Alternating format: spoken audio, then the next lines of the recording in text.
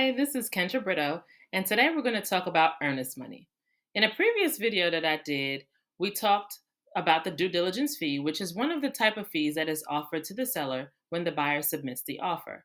The other type of fee is earnest money, which we'll be diving into today on this video. The earnest money fee operates similar to the due diligence fee, in which it acts as a gesture in good faith to the seller as they are assuming risk by taking their house off of the market to enter into a real estate transaction with the buyer. The earnest money is negotiable and it is based on your financial comfort. However, please note that when coming up with an amount to offer, these funds do demonstrate to the seller how serious the buyer is about purchasing their property. The earnest money deposit is submitted upon the offer being accepted and within the first few days of being under contract. It's usually submitted to the title office or closing attorney while the sale transaction is taking place.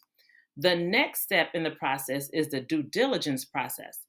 During this period, the buyer does just that.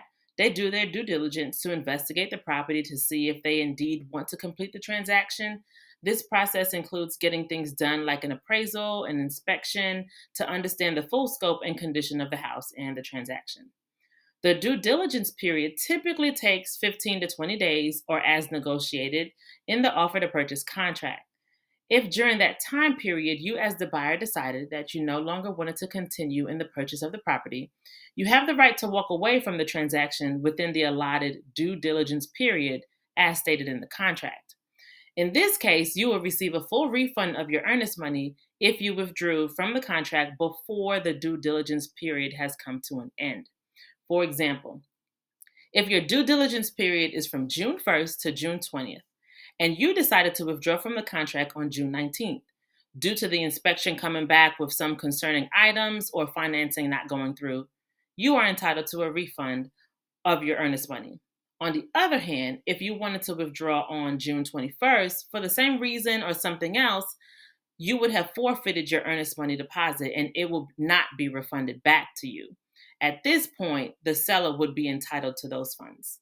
Now, the good news is once the real estate transaction is moving full steam ahead and you're progressing through the process, your earnest money will be credited to you at closing towards your closing costs.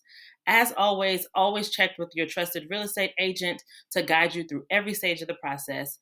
And again, I hope this helps and thank you for tuning in.